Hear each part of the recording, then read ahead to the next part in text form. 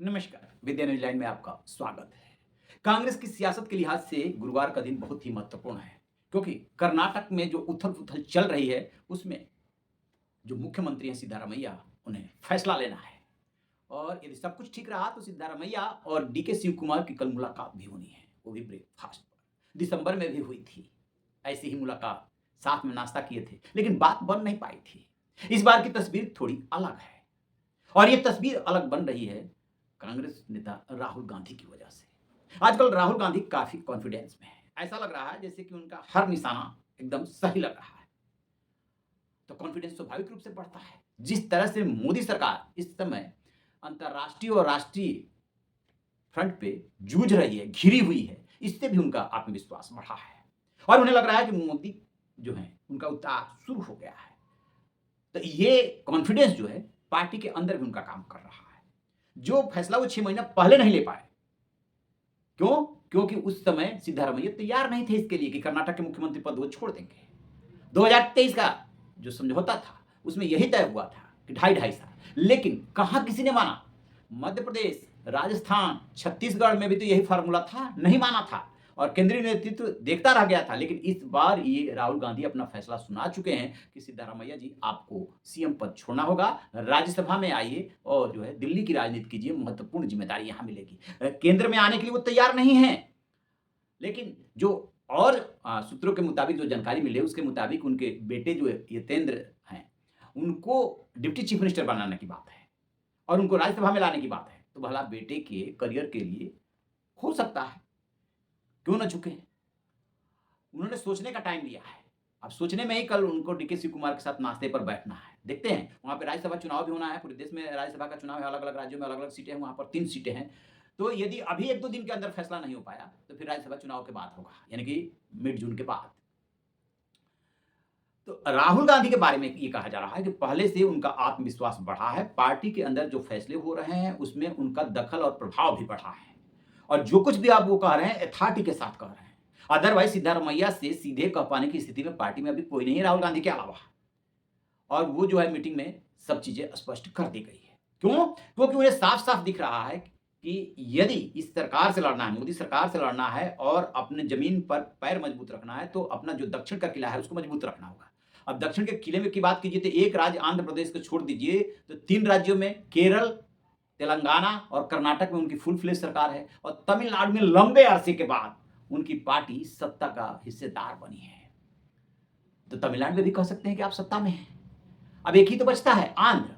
तो भला वो चारों किलो को क्यों ना मजबूत रखना चाहे? तमिलनाडु के लिए थोड़ी देर के लिए छोड़ देते हैं। 3 तो अपने अपने दम पर है। अब थोड़ा और पीछे चलते हैं। तमिलनाडु में जैसे ही विधानसभा चुनाव का ऐलान हुआ, उससे पहले ही राहुल गांधी इस बात के पक्षधर थे कि सिर्फ डीएमके पे हमें डिपेंडेंट नहीं होना चाहिए। यानी कि अंदर खाने कहीं न कहीं दिक्कत हो रही थी और वो थलपति विजय के साथ जाने को तैयार थे। लेकिन पार्टी तैयार नहीं हुई। पार्टी तैयार नहीं हुई, उन्होंने कहा कि वहाँ की राजनीति बदल रही है। पार्टी तैयार नहीं हुई तो थोड़ा ठिठक गए। विधानसभा चुनाव के जब नतीजे आए तो पता चला कि वो तो बहुमत के नज़दीक पहुँच गए। विजय, अब क्या करें? तो डीएमके का साथ छोड़ कर के उनके 5 विधायक जीते थे। राहुल गांधी का ही ये दम और फैसला था जो उन्होंने तत्काल दलपति विजय के साथ जाने का फैसला कर लिया। डीएमके उसका बुरा मान गई और दोनों का रिश्ता टूट गया। लेकिन उन्होंने फैसला कर लिया और अब उन्हें ये लग रहा है कि वहाँ पर जो टीवीके पार्टी है, वही अब सत्ता में रहने वाली है। लिहाजा हवा का रुख भाँप करके उन्होंने फैसला वो किया था। तो ये तो हो गई कर्नाटक की बात और तमिलनाडु की बात। अब केरल का ज़रा गौर कीजिए। केरल में विधानसभा का चुनाव हुआ, अभी 5 राज्यों का। वहाँ पर उनके राइट हैंड केसी वेणुगोपाल भी दावेदार थे। रमेश चेन्निथला भी दावेदार थे। दोनों भारी भरकम कद वाले, लंबे समय से राजनीति कर रहे हैं और बीडी सतीशन जो वहाँ विपक्ष के नेता पहले हुआ करते थे, वो जो है दावेदार बने। तो केसी वेणुगोपाल शुरू में भारी पड़ते हुए दिख रहे थे और चूंकि इन्होंने अपने समर्थकों को जम करके टिकट बांटा था, इसलिए कहते हैं कि 43 से 45 विधायक इनके साथ थे, 62 में से। और उनके साथ बीडी सतीशन के साथ कम थे, लेकिन रमेश चेन्निथला और केसी वेणुगोपाल को छोड़ करके बीडी सतीशन को सीएम बनाने का हाईकमान ने फैसला लिया। इसमें प्रियंका गांधी की भी भूमिका रही। यानी कि अब पार्टी ये तय कर चुकी है कि ये नहीं देखना है कि कौन कितना नज़दीक है, कौन नाराज़ हो जाएगा, कौन खुश हो जाएगा। ये साबित करना ही करना होगा कि केंद्रीय नेतृत्व अब फैसला लेने में सक्षम है। इन फैसलों के पहले के फैसले याद कीजिए। राजस्थान में आप केंद्रीय पर्यवेक्षक भेज रहे हैं, वहाँ पे जाकर के मीटिंग करनी है और जो गहलोत है, अशोक गहलोत, उनके समर्थक उस मीटिंग में नहीं आते हैं। आप कुछ नहीं कर पाए, सिर्फ तमाशा देखते रह गए। तब की कांग्रेस को देखिए और अब की कांग्रेस को देखिए कि अब 2 वरिष्ठों को किनारे करके और वी.डी. सतीशन को केरल में मुख्यमंत्री बनाया जाता है। द्रमुक का साथ छोड़ करके और टीवीके के साथ जो है सत्ता में शामिल होते हैं। और इधर कर्नाटक में जो तय हुआ था, उस वायदे के मुताबिक राहुल गांधी कहते हैं कि सिद्धरामैया जी आप सीएम का पद छोड़ दीजिए, आपका समय आ गया है। और डी.के. शिवकुमार को हरी झंडी दी जाती है। यद्यप औपचारिक तौर पे ये ऐलान नहीं हुआ है, लेकिन ये बातें तय हो चुकी है।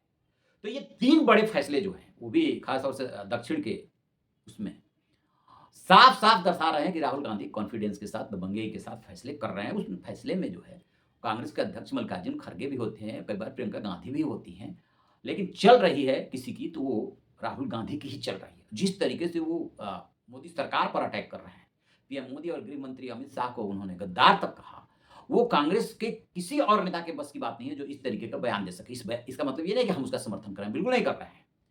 शब्दों पर लोकतंत्र में और भाषा की मर्यादा तो हर हाल में होनी चाहिए, चाहे ये पक्ष हो चाहे वो पक्ष हो। लेकिन वो अपने हिसाब से राजनीति कर रहे हैं, आक्रामक राजनीति कर रहे हैं। उन्हें लग रहा है कि आक्रामकता उन्हें आगे बढ़ा रही है, युवाओं का फेथ बढ़ रहा है, विश्वास बढ़ रहा है।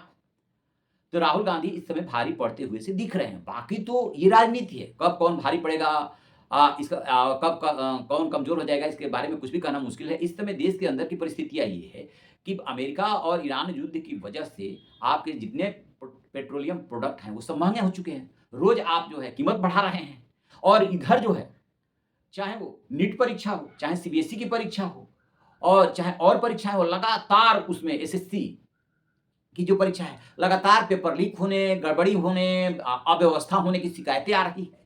और लाखों लाख बच्चे, सीबीएसई में 17 लाख से ऊपर बच्चे 12th में, और उधर जो है नीट में 22,80,000 बच्चे, और पेपर लीक हो गया और ये लगातार लीक हो रहा है। तो उनको वार करने का बहुत अच्छा मौका भी मिला है। और ये बात सही है कि मोदी सरकार के पास इस बात का कोई जवाब नहीं है, शिक्षा मंत्री के पास इस बात का कोई जवाब नहीं। आप जिद पकड़े रहिए कि हम किसी के कहने से और आरोप लगाने से अपने शिक्षा मंत्री या किसी भी मंत्री को नहीं हटाएंगे। आप याद कीजिए 12 साल इनको हो गए सत्ता में, किसी भी मंत्री को इन्होंने हटाया नहीं है आरोप लगाने की वजह से। अपना जब मन करेगा तब मंत्रिमंडल में चेंज करके ऐसा कर लेंगे, लेकिन हर समय एक ही राजनीति नहीं चलती है। अब की बार जिस तरीके से धर्मेंद्र प्रधान शिक्षा मंत्री बुरी तरीके से घिरे हैं, सीबीएसई भी तो उन्हीं के मातहत आता है।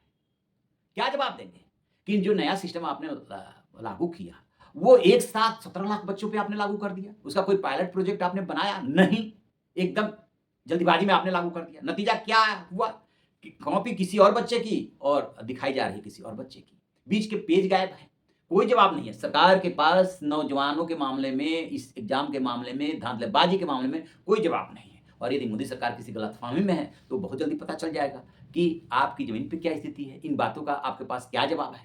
तो राहुल गांधी काफी जो है कॉन्फिडेंट होकर के काम इस समय कर रहे हैं। अब देखना है कि कर्नाटक में जो वो मुहिम चला रहे हैं कि नेतृत्व परिवर्तन कर देना है, समय रहते कर देना है, चाहे एक डिप्टी चीफ मिनिस्टर बनाइए, 2 बनाइए, 4 बनाइए, 4 डिप्टी मिनिस्टर बनाने की बातें चल रही है। उसमें प्रियांक खड़गे जो मल्लिकार्जुन खड़गे के बेटे हैं और यतीन्द्र जो है वो सिद्धारमैया के बेटे हैं, उनको भी डिप्टी चीफ मिनिस्टर बनाने की बात है। जो सिद्धारमैया को ऑफर दिया गया है राज्यसभा में ले आने और यहाँ पे संगठन में बड़ी जिम्मेदारी देने, बेटे को डिप्टी चीफ मिनिस्टर बनाने की बात है।